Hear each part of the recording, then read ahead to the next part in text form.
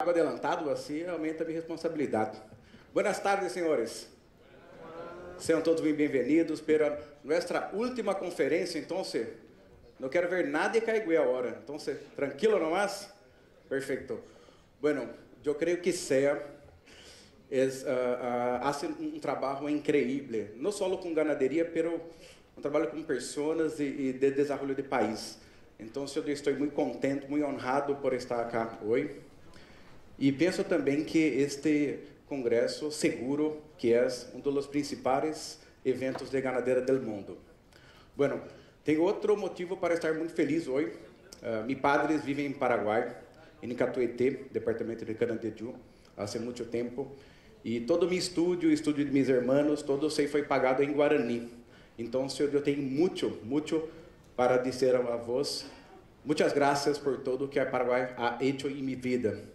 E me recordo muito bem, e na entrada da estância tinha uma placa, e o senhor Julio, que está aqui hoje, Fabiano, Raul, vai se recordar disto. E nessa placa dizia: aqui honramos a Deus, a la pátria, a família e o trabalho. E isto conduziu toda a minha vida, e eu creio que muito do que tenho hoje eu devo a vós em Paraguai.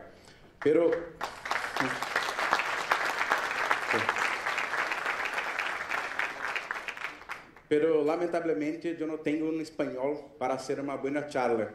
E a respeito ao espanhol e em respeito a vós, eu vou pedir permisso para falar em português mesmo. Bueno, pode seguir em português mesmo? Então, eu vou seguir em português, assim eu vou falar melhor nossa apresentação. Então, o uso de métrica, aliás, o uso de métrica na gestão agroganadeira, na gestão agropecuária. Até antes de falar do uso de métrica, eu preciso contar uma história que conduziu, possivelmente, toda a minha carreira como consultor. Há muitos anos atrás, eu cheguei numa fazenda e lá encontrei dois irmãos. E cheguei, fui bem recebido, porém, um irmão falou para o outro: fala você. O outro falou: fala você, fala você, fala você.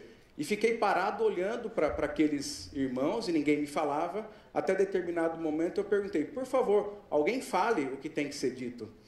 E um dos irmãos olhou bem no meu olho e perguntou: Antônio, você faz milagre? E nesse momento eu fiquei assustado, porque eu sou zootecnista, não sou santo, né? E aí eu perguntei para a pessoa: mas por que milagre? Ele falou assim: é muito simples. Nós temos um empréstimo pequeno que vence agora em junho e não temos dinheiro. E tem o grandão que vence em novembro, e se a gente não tem nem o dinheiro para o de julho, imagina para o grandão de novembro. E aí a gente foi andar pela fazenda, e nesse momento imagina, a pastura, o pasto no chão, a cerca caindo. Quando eu olhei para o animal, para o cavalo velho, peludo, a montura de 3 foi feito um estribo de cada tipo. A pessoa que trabalhava na fazenda com uma camiseta da eleição de 8 anos atrás, furada, né? E eu olhei aquele cenário e os lotes de animais, naturalmente, o gado muito leve. E quando eu voltei para a casa da sede, me encontrei com os dois irmãos e falei: olha, nós temos duas opções, a ruim e a péssima, porque a boa já não tem mais. E o que mais me ensinou isso foi que eu andei 32 quilômetros, fui para outra estância, e chegando nessa outra fazenda, a pessoa já me recebeu e falou: Antônio, seja bem-vindo. Confesso que eu fiquei com medo dele perguntar se eu fazia milagre, mas ele não, pelo contrário, ele fez algo muito melhor. Ele falou assim: você aceita um tereré? Eu falei: nossa, agora eu cheguei num lugar bom. Aí a gente foi tomar um tereré, e ele falou: Antônio, é o seguinte, você está aqui hoje por um único motivo. As coisas estão indo bem, a gente tem cumprido nossos objetivos dentro da fazenda e a gente precisa tomar uma decisão que você vai nos ajudar a tomar. Se a gente cresce dentro da fazenda, intensificando, ou se a gente cresce fora da fazenda, adquirindo novas áreas, arrendando áreas, assim por diante. Então, a gente tem algum dinheiro guardado que foi gerado pela própria fazenda e agora precisamos tomar uma decisão se a gente cresce dentro ou cresce fora. O que me ensinou isso foi que as duas fazendas estavam no mesmo solo, no mesmo clima, no mesmo valor de compra e venda, tinham exatamente, ou pelo menos muito próximo, a mesma dimensão, E a grande questão foi, por que uma fazenda praticamente falida e uma outra fazenda adquirindo área? Qual foi a diferença? Porque se eu tenho o mesmo solo, o mesmo clima, mesma atividade que era a pecuária, por que essas fazendas tinham resultado tão diferentes? E aí eu percebi que a grande diferença entre esses projetos era gestão. Esse é o ponto central. E aí, quando a gente vai falar em gestão, eu posso aqui dar diversas definições, como administrar, empreender, conduzir, reger. Mas existe uma pergunta que eu gosto bastante para responder o que é gestão, que é fazendo a seguinte reflexão. Qual é a diferença entre uma fazenda que tem trabalho e uma que tem gestão? Porque eu tenho certeza absoluta que todas as fazendas têm muita gente trabalhadora, que as pessoas acordam cedo para fazer o seu melhor, que elas querem de fato conquistar algo. Porém, apesar de todo esse trabalho, nem sempre tem resultado. Então, a grande diferença entre uma fazenda que eu chamo uma fazenda que tem trabalho ou que tem gestão, é que a fazenda que tem gestão sabe exatamente aonde quer chegar. Esse é o ponto central. Eu sempre brinco que tem duas formas de você definir o lucro de um negócio. Você verifica a tua receita, verifica a tua despesa, e a diferença entre os dois é o lucro.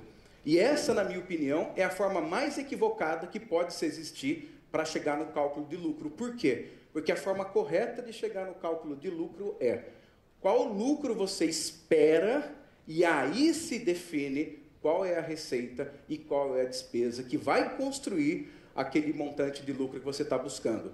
Basicamente, esse é o ponto central. Fazer gestão é fazer de tudo para bater meta. E gerenciar é acompanhar se está acontecendo aquilo que você queria que acontecesse. Todo esse fundamento, quando ele é presente dentro de uma fazenda, muda da água para o vinho. Então, esse é o ponto central que eu vim compartilhar com vocês, porque ao longo desses 20 anos que a gente trabalha com gestão, a gente tem percebido que quem define o resultado da fazenda são sempre as pessoas. Que quem define a forma com que as pessoas trabalham é o líder. E a gente aprendeu que para ser bom da atividade pecuária tem que ser bom em duas coisas. Nós temos que ser bom de número e bom de gente. E o que é ser bom de número e bom de gente? Bom de número é garantir com que todas as metas estabelecidas sejam cumpridas, e bom de gente é garantir que as coisas aconteçam dentro da fazenda, mesmo quando o dono está fora. Basicamente, esse é o conceito, que as coisas devem caminhar bem, independente da presença física ou não do dono. E eu tenho percebido que os projetos que crescem com maior velocidade é quando a fazenda funciona muito bem, com presenças importantes, porém, a fazenda funciona bem se os líderes principais não estiverem presentes, ok? E aí vem o grande ponto. Quanto de lucro uma propriedade de pecuária pode gerar? E a gente pesquisa, e esse ano a gente pesquisou 285 propriedades, a grande maioria no Brasil, mas 16 delas aqui do Paraguai, mais algumas da Bolívia. O que a gente encontrou? Até antes de falar nisso, vem o fundamento que rege até, é a minha frase do WhatsApp, essa daqui. Em Deus eu acredito, todos os outros devem apresentar os números. Né? Esse é o que a gente conduz a nossa vida profissional. E já que em Deus eu acredito, mas todos os outros devem apresentar os números, né? A gente vem analisar um pouco do que números a gente encontrou quando a gente faz uma análise de uma lente do Paraguai, por exemplo. E a gente encontrou resultados incríveis aqui, onde as melhores fazendas que nós medimos no Paraguai produziam 1 quilo de carne a $1,70. Enquanto as melhores fazendas no Brasil produziram a $2,43. Eu não estou afirmando que todas as fazendas no Paraguai produzem 1 quilo a $1,70. Eu estou afirmando que as fazendas no Paraguai têm potencial, porque algumas conseguem chegar nisso, as melhores chegam nesse número. E aí, quando a gente compara com as outras regiões, com os outros países, a gente vê uma diferença muito grande no potencial que nós temos, especialmente nessa sala. Porque quem está aqui hoje é quem conduz a pecuária paraguaia, quem toma as decisões. Eu fiquei muito empolgado com o nível de debate, de pergunta, ou seja, o que vocês decidem é o que faz acontecer a pecuária paraguaia. Então, vocês têm essa possibilidade. E por que tem essa grande possibilidade? Porque eu até estava brincando com o Júlio, meu tio que está aqui hoje, que aqui a gente tem a menor presença da mão peluda do governo. Porque no Brasil existe uma mão muito pesada, que eu chamo de mão peluda do governo, onde, enquanto, por exemplo, a gente tem aqui de taxas e impostos no Brasil, a gente gasta 0,32 dólares por cabeça mês, os nossos clientes do Paraguai gastam 0,16 dólares de cabeça mês em imposto. Nós estamos falando da metade. Quando a gente olha, por exemplo, para a mão de obra, né, que nós estamos falando aqui de personal, de gente, enquanto a gente gasta lá, a gente tem um nível de 62, aqui está trocado, mas 62 centavos de dólar, a gente encontra aqui 30 centavos de dólar com mão de obra, especialmente os encargos. E da mesma forma a administração, aqui está invertido, tá certo? E a mesma coisa de administração, que a gente gasta 60%. Então, a gente encontra uma carga muito, tem um câmbio aqui no primeiro, mas isso a gente vai mudar. Então, a gente gasta, vamos colocar, muita atenção, a gente tem muita atenção nessa possibilidade que a gente tem aqui de operar, justamente por esse conceito que existe liberdade de trabalho e muito menor impacto aí dos elementos desse processo político, de encargos e assim por diante. Bom, quando a gente olha para uma propriedade rural, para uma fazenda, a gente encontra um processo multifatorial. Tem ano que faz frio, tem ano que não faz frio, tem ano que chove mais, tem ano que chove menos, tem ano que a seca começa mais cedo, tem ano que a seca começa mais tarde. Então, a gente encontra um processo multifatorial, e nesse processo multifatorial a gente fica se perguntando, para onde eu vou olhar? Eu vou olhar para custo fixo, para lotação, para taxa de desfrute, para mortalidade, para quilo desmamado por vaca exposta. A gente tem no nosso controle mais de 75 indicadores de performance de uma atividade pecuária. É praticamente impossível você gerir um negócio se você precisar de 75 indicadores. Você tem que eleger, a gente até brinca, a gente tem que eleger no máximo o que cabe numa folha. Porque se você precisar de 10 folhas para tomar uma decisão, você não vai tomar a decisão. Basicamente, a gente percebe que existem 12 grandes indicadores que ajudam a gente a medir. Mas antes até de falar em medição, eu quero apresentar para vocês como a gente vai olhar para a atividade pecuária. Ou seja, como as métricas da atividade pecuária podem nos auxiliar. E basicamente o que funciona é assim. Toda vez que um líder assume uma fazenda, que é um pecuarista que está assumindo um projeto pecuário, ele tem uma única obrigação, que é tornar a fazenda mais rentável do que ela era antes. Esse é o ponto. Todos os líderes de uma atividade, ele tem essa grande obrigação. E apesar de poder parecer duro, mas isso a gente sempre nos autoavalia, a grande questão é a seguinte, a gente mede a competência de um líder pela capacidade que a empresa tem de gerar resultado. Concordam comigo? Essa melhor e maior métrica para você medir aí a capacidade da liderança, lucro. Então, essa pessoa precisa sempre sair de um ponto A e chegar num ponto B. E quando ela chega num ponto B, esse ponto B se torna num ponto A e ela começa novamente um processo de chegar a algum lugar. E basicamente aqui, a gente percebe que tudo que foi discutido durante o nosso evento, que desde ontem foi sensacional, conservação, silagem, o trato direto, depois todo o processo de controle, o que foi colocado aqui sobre ILPF, tudo que foi tratado desde ontem pela manhã, a gente acredita que são importantes estratégias aonde o pecuarista vai sair de um ponto A e chegar num ponto B. Ou seja, a raça, o tipo de pastagem, o número de funcionários, se ele vai fazer IATF ou não, o nível de fertilização de pastagem, são estratégias para chegar em algum lugar previamente definido. Então, as questões técnicas fazem parte de todo o processo para a conquista do trabalho. Então, o líder define onde eu estou, onde eu quero chegar e quais ferramentas eu vou utilizar. Eu sempre brinco, se a fazenda não melhorou, nós não temos um pecuarista, nós temos um zelador.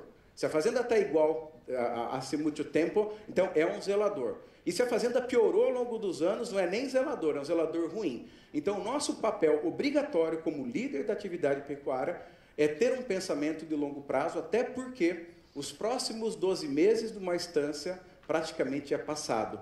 As grandes transformações que podem acontecer dentro de uma fazenda, elas acontecem apenas num ciclo de maior ou longo prazo, num ciclo de 4 anos. A Teresita que está aqui sabe muito bem, né, Teresita? Que as coisas precisam de tempo para acontecer, sempre. Muito trabalhador. Inclusive, Teresita, posso falar uma coisa?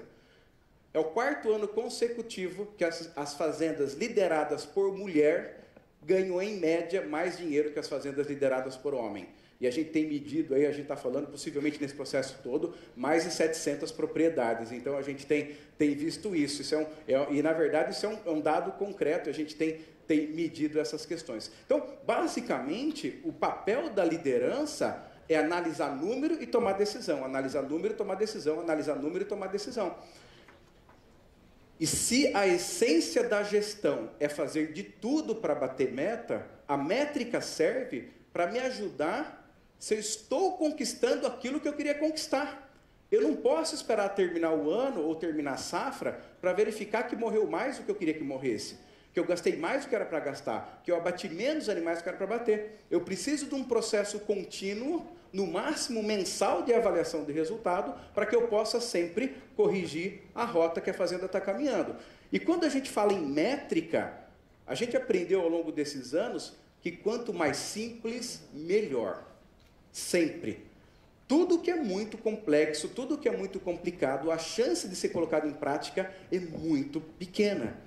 E a gente até brinca, nenhum projeto vale o papel que lhe foi escrito se ele não puder ser executado. Então, é muito importante muito mais importante estar feito do que perfeito. E quando a gente analisa as métricas, a gente sempre busca isso, que é bater meta, bater meta, bater meta. Bom, eu faço uma pergunta para vocês. Naturalmente, eu já até conheço grande parte dessa resposta, é mais para a gente aí ter uma reflexão. Grande parte das fazendas da América do Sul medem muito bem? Hein, gente? Brasil mede ganaderia muito bem? O que vocês acham? Sim ou não? Paraguai mede muito bem? A Bolívia mede muito bem? Mas por que não mede? Alguém aqui discute se é importante ou não? Quem levanta a mão e fala que métrica não é importante? Ninguém tem coragem porque sabe que métrica é importante. Então vem a grande questão, Limão, que eu tenho comigo. Se todo mundo sabe que métrica é importante, por que tão pouca gente mede de fato? Vocês concordam comigo que isso acontece? Todo mundo sabe que é importante, mas pouca gente mede. E aí vem uma explicação muito clara, porque existe um ciclo da gestão que a métrica só vai acontecer quando eu souber aonde eu estou, aonde eu quero chegar, como eu vou chegar e o que eu tenho que medir. Medir sem ter um objetivo claro, praticamente não ajuda em nada. Porque daí a gente fala assim, eu estou fazendo uma necrópsia, eu preciso medir para acompanhar se está acontecendo aquilo que era para acontecer. Vou falar uma coisa que aconteceu comigo, por exemplo. Alguém de vocês já fez regime? Hein, gente? Alguém já fez regime, além de mim que está aqui hoje? Pouca gente? Já fizeram regime? Já? Que bom, não estou sozinho aqui, Raul. Muito obrigado. Durante o regime, a gente se interessa em pesar? Em subir na balança para ver nosso desempenho? De uma semana ou de a cada 15 dias, a gente sobe na balança, não sobe? Porque você tem uma meta para poder chegar e você vai lá. Agora, e naquele período que a gente saiu do regime, está comendo amendoim, está tomando cerveja, né? E assim por diante. A gente se preocupa em se pesar? Hein, gente? Pelo contrário, a gente foge da balança, não é? Então, o grande ponto central é que a métrica em si, ela só vai existir de forma completa se ela estiver inserida nesse ciclo, que é onde eu estou, aonde eu quero chegar, como eu vou chegar e o que eu preciso medir. Quando isso acontece dentro da fazenda, as coisas melhoram muito bem. E eu sei que o que vocês têm de mais valioso é o tempo, concordam comigo? O nosso tempo não volta. Vocês estão aqui 2 dias inteiros, praticamente assim, a gente está com o mesmo público que começou ontem de manhã aqui, dedicando todo um tempo que é muito valioso. Tenho certeza que todos teriam sempre vamos colocar, outra atividade para não estar aqui hoje. E pensando nisso, pensando na importância de quem viajou, de quem está aqui hoje, eu pensei, se eu tivesse que sintetizar a minha apresentação de uma forma que todos aqui saíssem com uma mensagem clara, como eu faria? Eu faria dessa forma. Nós precisamos olhar para a fazenda sobre 3 grandes lentes, ou seja, olhar para a fazenda para 3 janelas, olhar para 3 lados. quais são as 3 grandes lentes fundamentais para a gente consiga ver o desempenho de uma fazenda. A primeira lente é a lente financeira, a segunda lente é a lente técnica e a terceira lente é a lente ligada às pessoas, à equipe. Então, o papel do dono é ter 3 grandes instrumentos de leitura do desempenho técnico, financeiro e de pessoas dentro da fazenda. E para que isso fique mais claro, então, o primeiro ponto, quantas lentes nós temos na instância, então, para ver a instância? 3, é isso ou não é? 3 lentes, então. Financeira, técnica e lente de pessoas. Bom, quando eu avanço um pouco para a lente financeira, por exemplo, essa visão que, em última instância, é a visão mais importante, concordam comigo? Nós estamos aqui por esse único motivo, senhor Rodolfo, não é isso? É para a gente ter desempenho financeiro. E esse desempenho financeiro, ele vem num olhar que é basicamente o seguinte: eu vou olhar para os resultados, e quando eu falo resultado, eu estou falando resultado por animal abatido, ou seja, o lucro ou benefício por cada animal abatido, o resultado por cada animal desmamado, o resultado por hectare ano, que é um dos indicadores mais importantes que a gente gosta de avaliar. Então, nesse aspecto de resultado, eu já consigo avaliar qual foi a margem, seja ela positiva ou não. Infelizmente, 35% das empresas pecuárias que nós medimos nesses últimos 12 meses tiveram prejuízo. E quando a gente olha que 35% teve prejuízo numa atividade que historicamente era conhecida como uma atividade segura, isso nos chama bastante atenção. Então, esses resultados são fundamentais que a gente acompanhe, e eu vou dar um pouco mais de detalhe ao longo da apresentação. Além dessa lente resultado, eu vou olhar para uma segunda lente, que são os custos de produção. A gente precisa gastar bem. Gastar bem é gastar mais custo variável do que custo fixo. Se tem alguma coisa que mata a rentabilidade de uma atividade pecuária, essa coisa se chama custo fixo. Custo fixo. Então, o olhar para custo fixo ele é fundamental, e isso apareceu pelo 6º ano seguido na estatística, como quanto maior é o custo fixo, menor é a rentabilidade dessa atividade pecuária. Então, eu estou olhando para 2 aspectos. Eu vou olhar para um terceiro aspecto, que é o que eu mais gosto, que são as relações de patrimônio. O que são as relações de patrimônio? Quanto eu ganhei pelo valor do meu rebanho? Quanto eu ganhei em cima do meu fluxo de caixa necessário? Porque assim eu consigo olhar para uma visão de negócio em si. Vou dar um exemplo para vocês. A média das fazendas que a gente mediu nos últimos 12 meses tiveram 0,25% ao mês de resultado, enquanto as melhores superaram 1,9% ao mês. Então, esse é um aspecto de relações de patrimônio que eu devo olhar. E, por último, e cada dia mais importante, o grau de endividamento. A gente tem medido aí uma proporção de quanto a fazenda deve pelo valor do rebanho.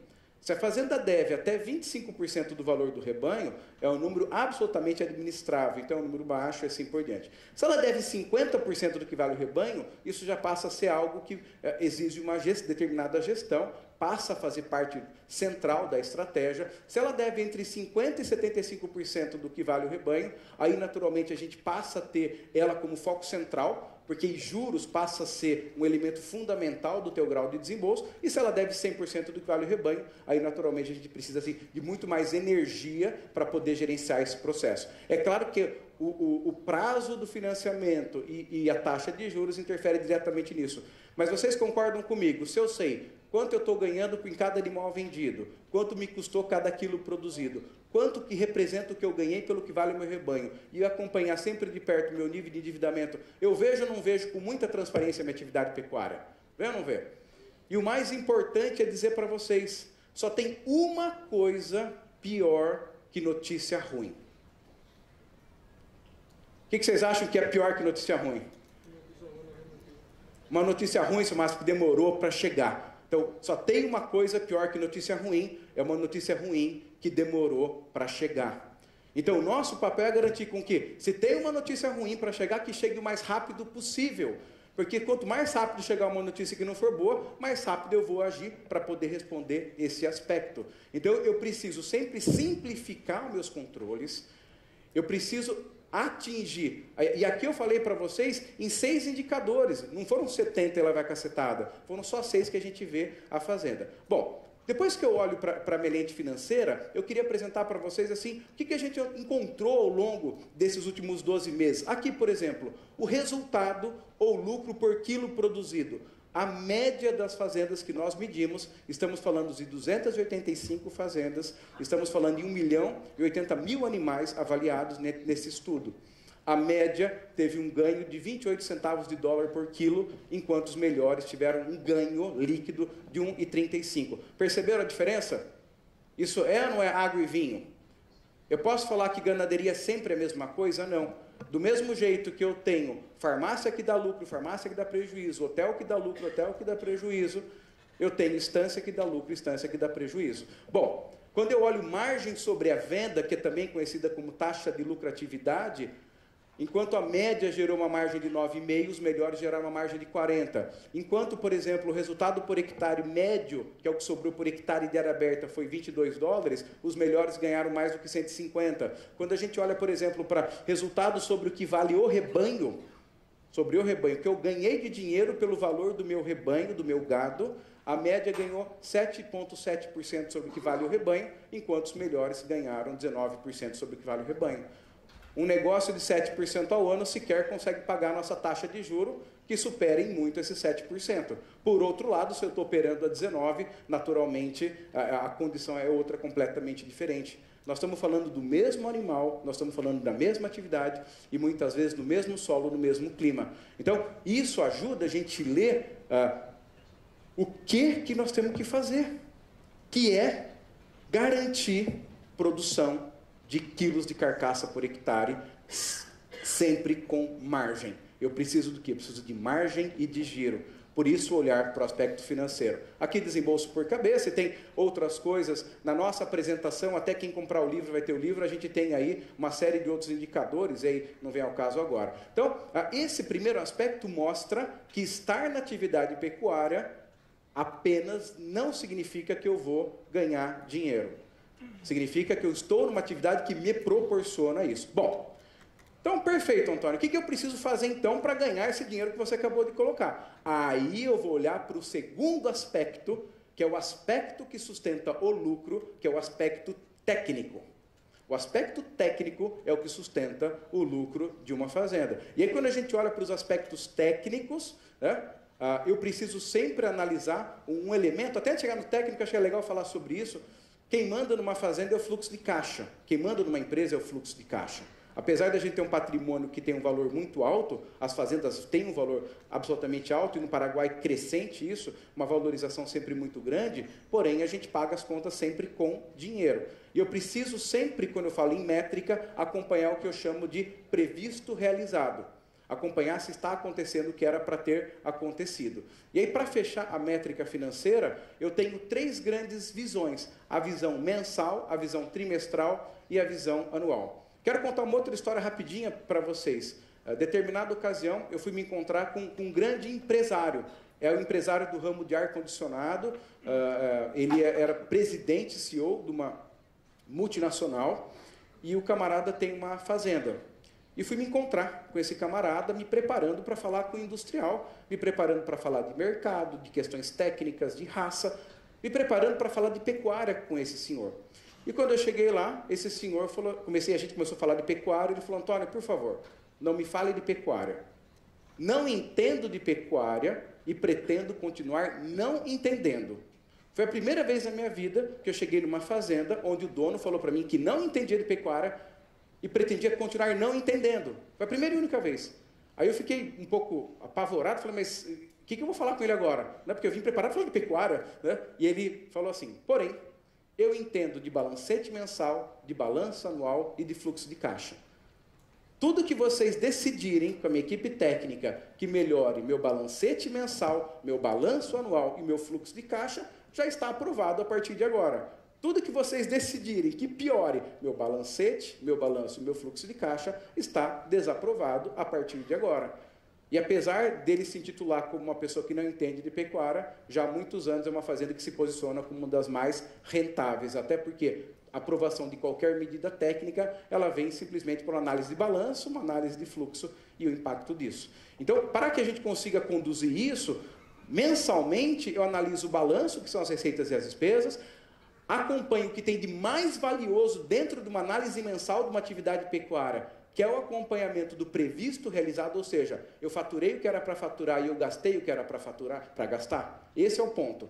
E qual foi a variação no mês? Nós aprendemos ao longo desses muitos anos trabalhando que não tem muito problema quando uma fazenda perde o orçamento mensal. Ela tem tempo para recuperar. Porém, quando uma fazenda acumula um trimestre com uma variação de orçado realizado superior a 15%, nunca houve uma forma de recuperar isso. Ou seja, trimestralmente é obrigatório com que a gente cumpra a nossa meta trimestral de receita e de despesa. Dificilmente, se a gente perder a meta de receita e despesa no trimestre, a gente vai recuperar ao longo do ano. Bom, outro ponto que a gente analisa é o fluxo de caixa previsto para os próximos 12 meses. Não tem problema nenhum eu precisar de bastante dinheiro daqui 3 anos, daqui 2 anos, daqui 1 ano. O que nunca pode acontecer, eu precisar de pouco dinheiro amanhã. Entende o que eu quero dizer com isso?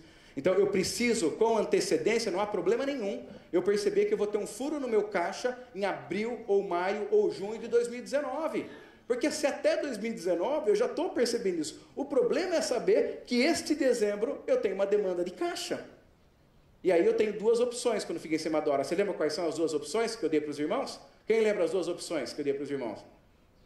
A ruim e a péssima. Por quê? Porque o dinheiro está em cima da hora. Eu preciso de antecedência. Então, por isso, a atualização do fluxo de caixa. Acontece que nós, da pecuária, nós adoramos estar na fazenda. Nós adoramos apartar o gado. Nós adoramos decidir a raça. Nós adoramos conversar da nutrição. Isso não tem problema nenhum.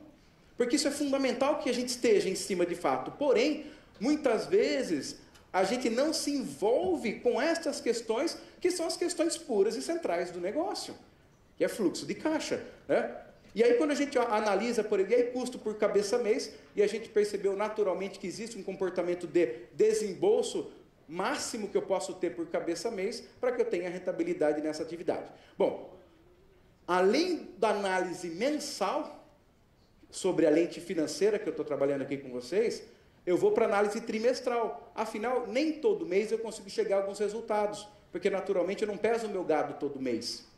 Então eu não tenho resultado de todas as variáveis todo mês. Porém, eu acumulo trimestre. Aí no trimestre, que a gente coloca que é fevereiro, maio, agosto e novembro, então fevereiro, maio, agosto e novembro, a gente tem o custo por quilo produzido no trimestre. Eu tenho, por exemplo, a margem sobre a venda, o acúmulo de caixa, e aí eu já não estou mais olhando para os próximos 12 meses, eu já estou olhando para os próximos 24 meses.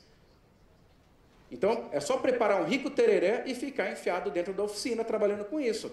É um lugar que nós não gostamos de ficar normalmente, porém, muitas vezes se faz absolutamente necessário para trabalhar um fluxo de 24 meses. E por último, além de todos esses, eu acumulo meu balanço gerencial com uma série de variáveis. Então, a gente está analisando sempre com, no máximo, 2 páginas. Se passou de 2 páginas, não serve para muita coisa. Então, qualquer reporte gerencial precisa ser apresentado sempre em, no máximo, 2 páginas. Ok? Tranquilo, pá? Podemos seguir? Então, beleza, já falamos bastante sobre isso, fluxo de 24 a 36. Bom, então, a grande visão é que a minha produção, naturalmente, ela deve ser sempre maior do que meus custos. Então, eu estou olhando sempre para 2 elementos chaves. E quando eu olho para elementos chave, existem 2 forças muito poderosas que exercem dentro da atividade pecuária, que é ganho médio diário, que aumenta o lucro, e desembolso cabeça mês, que puxa o lucro para baixo. Então, eu tenho uma força que é o GMD, que aumenta o lucro, e tenho uma outra força que é o desembolso, que diminui o lucro. Qual que é o nosso papel? O nosso papel é tomar decisões que o impacto daquela decisão seja muito maior no ganho médio diário do que no meu aumento de desembolso.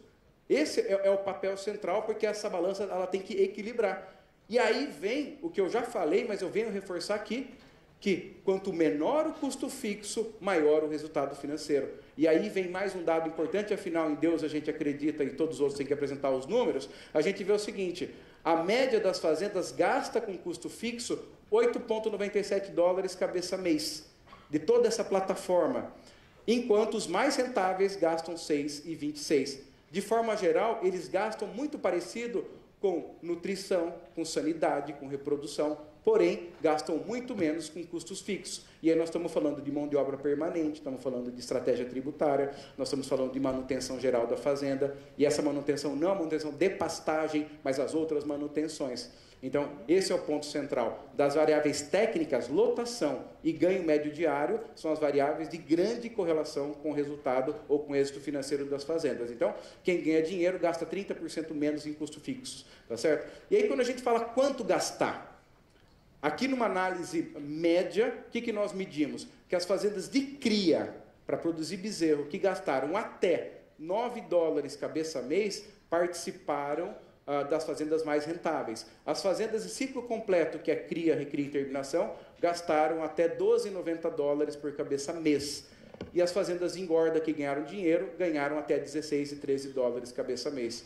Então, essa métrica ficou muito clara para a gente. Lembrando que eu tenho que ter aí sempre uma análise, entendendo que uma fazenda apenas de cria tem um produto, em média, mais caro e mais valorizado que uma fazenda de recria e terminação. Tanto que as fazendas de cria precisam produzir aproximadamente 180 quilos de peso vivo por hectare, enquanto uma fazenda de engorda obrigatoriamente precisa superar os 350 quilos de peso vivo por hectare para manter o mesmo nível de rentabilidade, ok? E aí a gente vê uma grande pergunta, mas eu olho para o animal ou olho para a fazenda? E naturalmente nós temos que olhar sempre para os dois, porque a composição do que acontece com o animal é o que acontece na fazenda. Porém, se eu precisasse escolher apenas um, naturalmente eu escolhi a fazenda, porque o sistema de produção é a fazenda, ok? E aí, quando a gente olha, por exemplo, para animal e para fazenda, eu tenho uma frase que eu gosto muito, que quando a pessoa fala assim, isso não dá. Eu falo, sempre dá. Sempre dá. Muitas vezes eu chego num projeto pequeno, e as pessoas do projeto pequeno, de uma fazenda pequena, falam assim, aqui a gente não pode fazer porque a gente é pequeno. Tudo bem. Aí eu vou para um projeto grande, hoje eu tenho a oportunidade de acompanhar projetos de 240 hectares e projetos de 450 mil hectares, aí eu chego no grande e o grande fala, aqui não dá porque a gente é grande. Eu falo, vocês decidem, não dá porque é pequeno ou não dá porque é grande? E aí a questão que a gente vê, enquanto a média tem uma mortalidade de bezerro na casa de 4,18, as melhores fazendas perdem do nascimento ao desmame na casa de 2,5. Isso aí não é uma grande diferença. A quantidade de bezerro a menos que a gente perde. Quando a gente olha, por exemplo, para a mortalidade de animais jovens, que é do desmame até completar 2 anos, a gente percebe que a média perde 1,35, enquanto que as melhores fazendas perdem 0,59. Quando a gente olha, por exemplo, para a mortalidade de animais adultos, enquanto a gente encontra uma média que perde 1,5, os melhores perdem 0,6.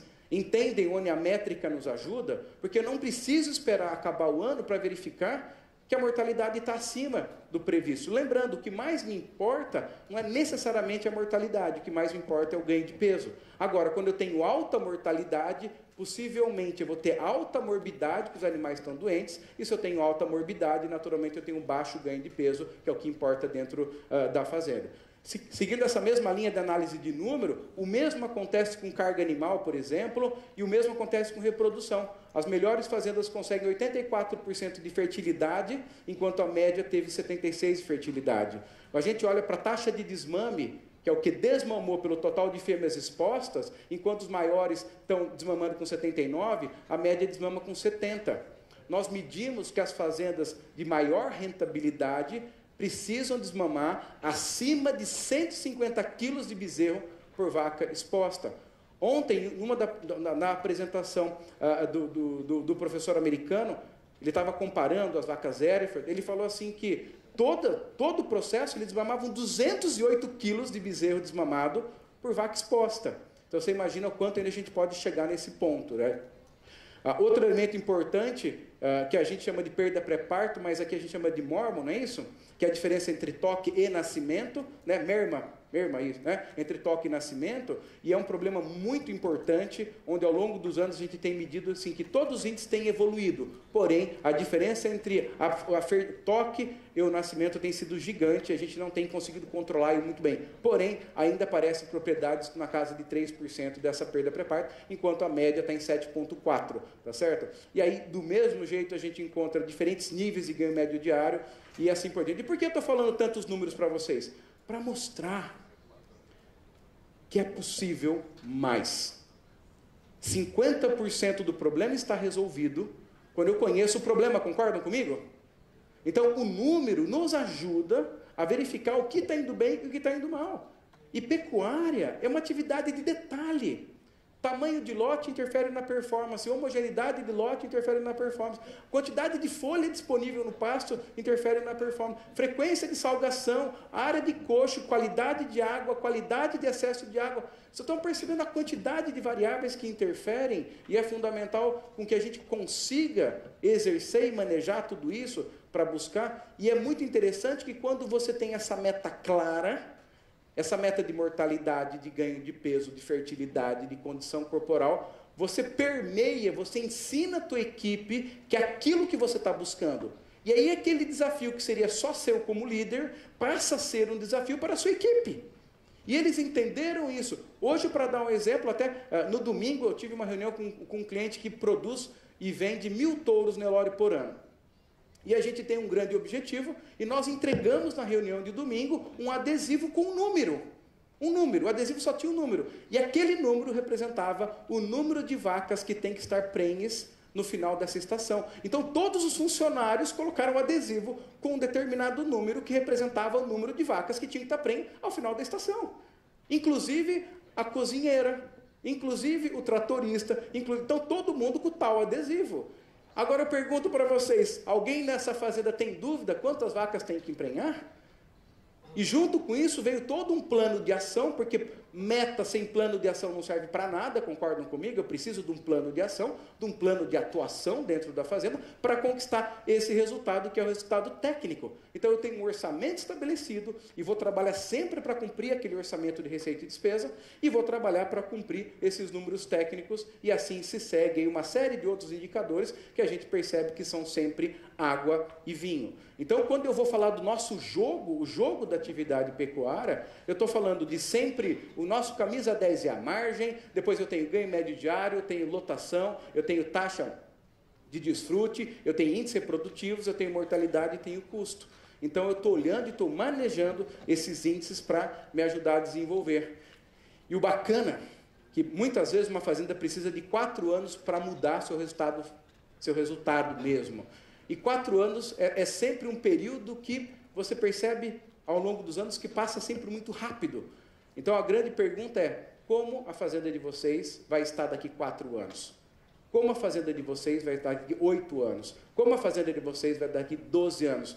Porque o papel de quem está nessa sala hoje é inspirar sempre uma nova visão, sempre conseguir ver à frente no tempo. E a gente sentar e desenhar isso é mais da metade do êxito para conquistar.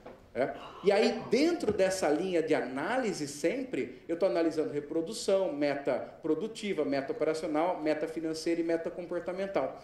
E o que é essa coisa de meta operacional? Vocês lembram que eu tenho que olhar para a fazenda sobre 3 grandes janelas? A janela financeira, a outra janela qual é? Quem lembra? Quem me ajuda, por favor? A janela técnica e a última janela? A janela de pessoas, da equipe, do time. Tem uma coisa que eu deixei de fazer há muito tempo, que é ligar para a fazenda e perguntar se está tudo bem.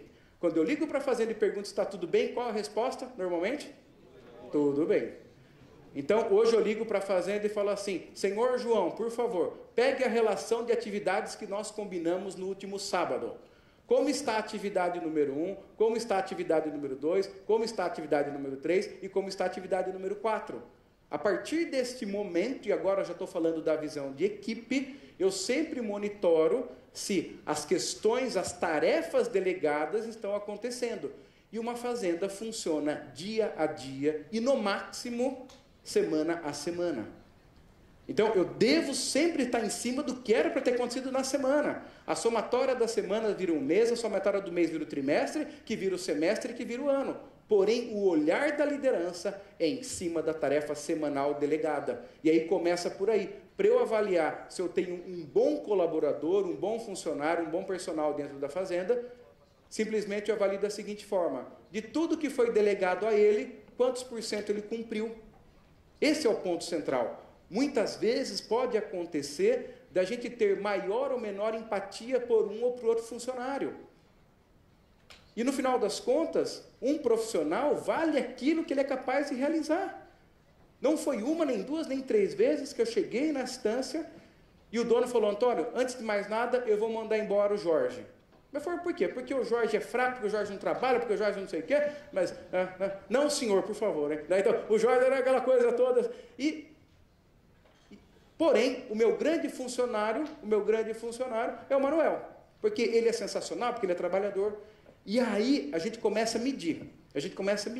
Eu começo a ver que a fazenda que o Jorge gerencia tem a menor mortalidade, tem as casas mais organizadas, tem maior ganho de peso, tem maior qualidade das anotações.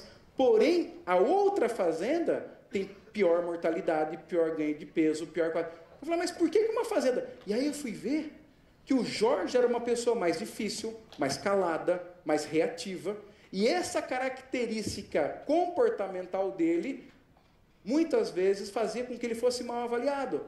E eu cheguei para a pessoa, isso acontece sempre, olha, se você quiser mudar essa pessoa, dispensar, saiba que você está dispensando alguém que de fato é mal-humorado, porém, essa fazenda entrega muitos resultados.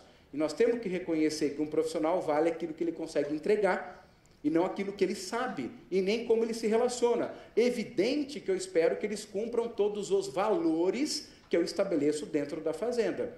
Esse é o ponto central, que eu chamo de valores comportamentais, que tem a ver com o uso de uniforme, tem a ver com respeito à família, respeito à mulher e das outras famílias, tem a ver com ingestão de álcool. Então, tem todo um processo comportamental, tá certo? Que eu também estou observando, porém, esse é um ponto. E eu tenho aqui para vocês uma forma muito prática para que vocês avaliem se vocês têm uma excelente equipe dentro da fazenda. Não precisa necessariamente, nesse momento, chamar um psicólogo, aplicar um teste com 200 perguntas. Então, para você avaliar se você tem uma boa equipe, se faça a primeira questão.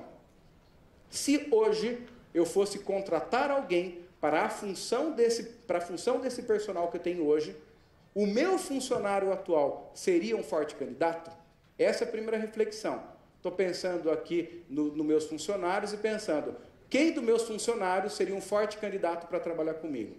E tem uma outra pergunta, na minha opinião, até mais importante do que a primeira, que ajuda a entender se a equipe é uma boa equipe. Se determinada pessoa viesse pedir para sair, o que eu ia sentir? Alívio ou preocupação? Com a resposta dessas duas perguntas, a gente tem aí uma visão clara de como você tem equipe. E alguém pode até falar, Antônio, mas falar é fácil. Porém, a gente aprendeu ao longo dos anos que sempre existem fazendas que são reconhecidas na região como um lugar bom para se trabalhar. Concordam comigo ou não? E essas fazendas reconhecidas como um lugar bom para se trabalhar têm muito menor dificuldade para atrair as pessoas. E se eu consigo atrair, naturalmente eu consigo selecionar, né? E aí até brinco, isso eu até aprendi com o Júlio que está aqui hoje, assim, às vezes a gente precisa contratar alguém e você está desesperado, já está começando a ter aparição e a turma está sobrecarregada, aí você pergunta para o seu personal, fala, conhece alguém? Conheço, quem é? Meu primo. Mas ele é bom? É bom. É bom mesmo, é bom. Ele fura poço, faz cerca, tem 2 meninos que ajudam. E aí fala, então está feita a seleção. Aí vem essa pessoa. E quando essa pessoa vem, até que ele é uma boa pessoa, um bom trabalhador, mas os 2 filhos não ajudam em nada, pelo contrário. Um filho é ladrão e outro filho usa droga.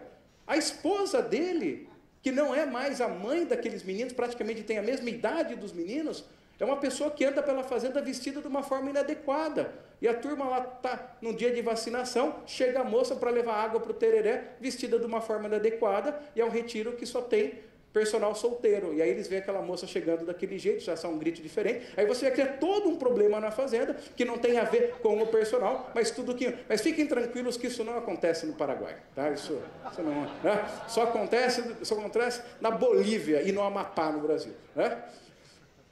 E alguém me perguntasse, mas, Antônio, e como eu avalio se eu líder, sou um bom líder na fazenda? Pela variação do cumprimento do teu planejamento. Esse é o ponto.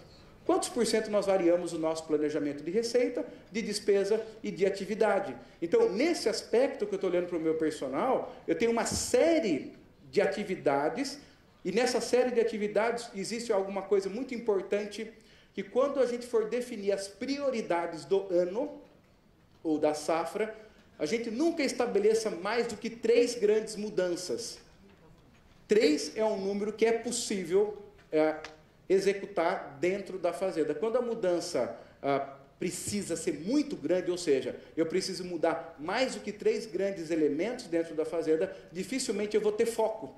Então, esse ano eu vou resolver o problema número 1, que é o problema ligado à baixa fertilidade do setor 1 ou do setor 2. Esse ano eu vou resolver o problema que eu tenho de falta ou de dificuldade com números. Então, assim, todo ano você define 3 grandes prioridades. Vocês lembram quantos anos eu preciso para transformar uma fazenda? São 4 anos. Ora, se cada ano eu definir 3 grandes prioridades, ao longo de 4 anos eu tive 12 grandes frentes atendidas no meu plano plurianual. E quando eu defino essas 3 grandes frentes de trabalho, e a dificuldade não é definir a frente, é abrir mão das outras que também são relevantes, concordam comigo? A dificuldade não é eleger o que você quer fazer, eleger aquilo que você vai deixar de fazer. Porque o caixa normalmente não sustenta tudo aquilo que nós gostaríamos que fosse feito. E você precisa ter uma eleição daquilo que impacta na lotação e no GMD, ok?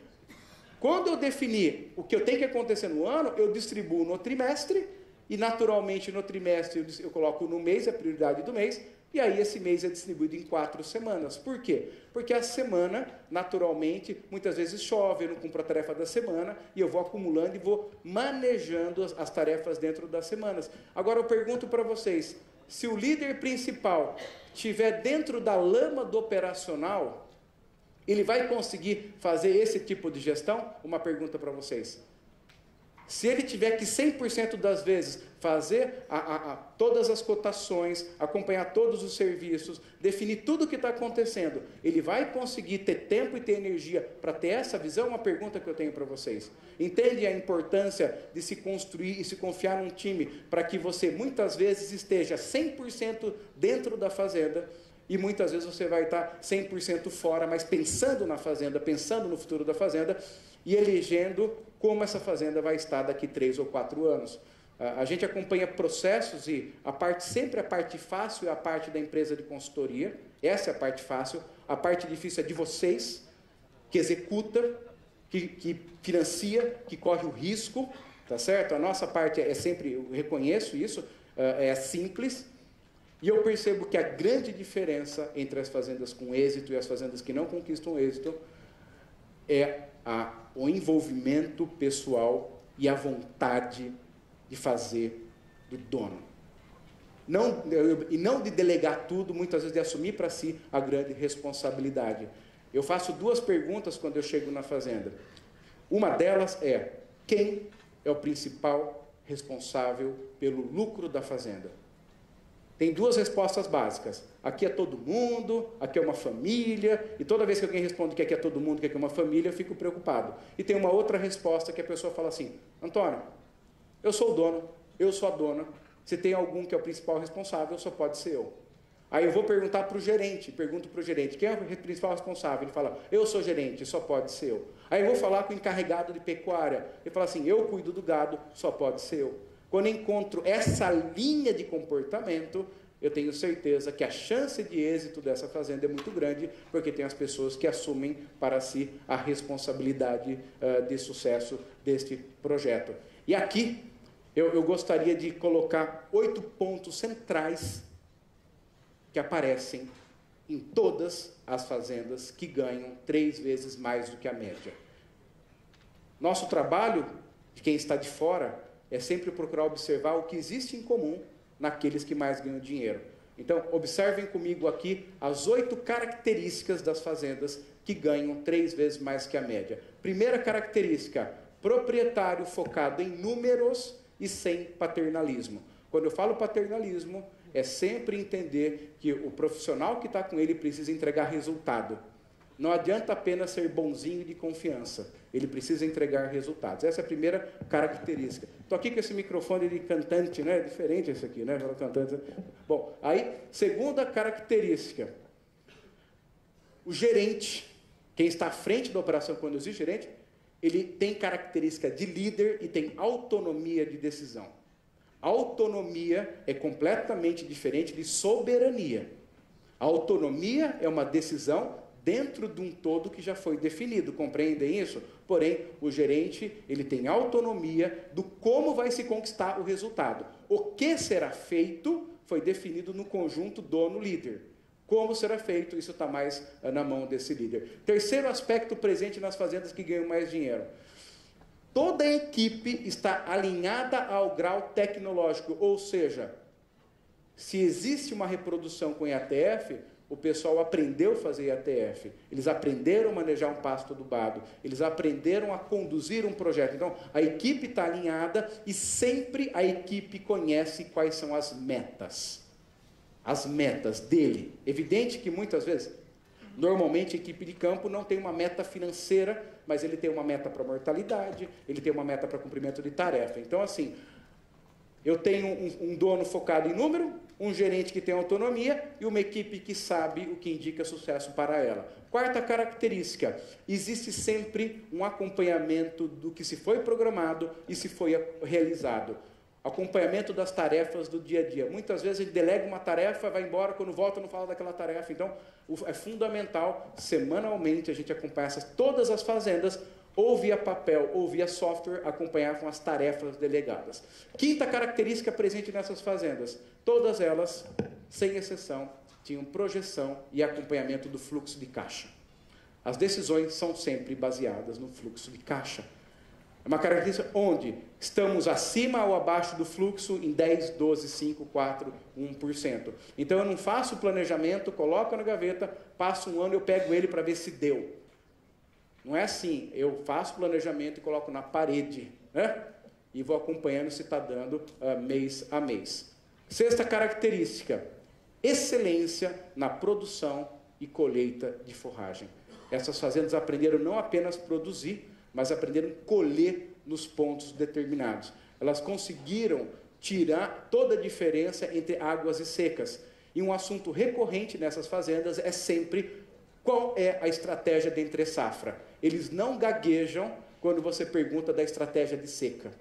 Sempre a estratégia de seca é respondida muito rapidamente, porque existe uma estratégia de seca muito bem elaborada para essa fazenda. Sétima característica, são fazendas que evitam gastos não produtivos.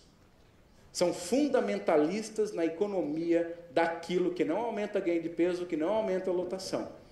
Então, eles aprenderam que se eu conseguir ter uma boa infraestrutura feita uma única vez, eu consigo ter uma melhor relação, número de animais e pessoas que trabalham na fazenda, e com isso, mesmo pagando melhor para a minha equipe, eu tenho um menor custo de mão de obra por cabeça mês. Ok? Então, gasta bem. E aí, a oitava e principal característica é: aprende com seus resultados e buscam evolução constante. Fazem parte de uma sociedade secreta que eu chamo sociedade secreta dos insatisfeitos. Quem está aqui hoje também faz parte da sociedade secreta dos insatisfeitos. Ninguém fica 2 dias num congresso como esse se não for insatisfeito, se não quiser mais. Então, a oitava característica, todos que estão aqui hoje têm, que é uma plena insatisfação, uma insatisfação positiva, que eu chamo, que é a insatisfação do querer mais. Porque, gente, não tem caminho curto para o sucesso, não tem caminho rápido, não tem caminho fácil. Alguém concorda comigo que não tem? Não tem caminho. A gente, como consultor, quer achar os 7 passos para o sucesso da fazenda, né? Eu não estou falando que aqui são 8 passos, estou falando que são 8 elementos que estiveram presentes. Mas não significa que todos eles obrigatoriamente vão servir para você nessa ordem. Até porque a questão não é saber fazer, a questão é fazer. Esses dias eu estava brincando até, se a gente encontrar uma pessoa gordinha na rua e perguntar para ela o que tem que fazer para emagrecer, ela vai responder? Vai ou não vai? Vai, e vai falar de todas as dietas possíveis, não é? Mas por que ela continua gorda? Então a questão não é saber, a questão é fazer. Essa que é a grande questão. E para encerrar, para cumprir meu tempo, tudo que pode ser medido pode ser melhorado. E as instâncias são tão lucrativas quanto decidem ser. Ok? Gente, muito obrigado pelo carinho, pela oportunidade, né? E aí a gente vai ficar para as palestras. E muito sucesso e muitas graças.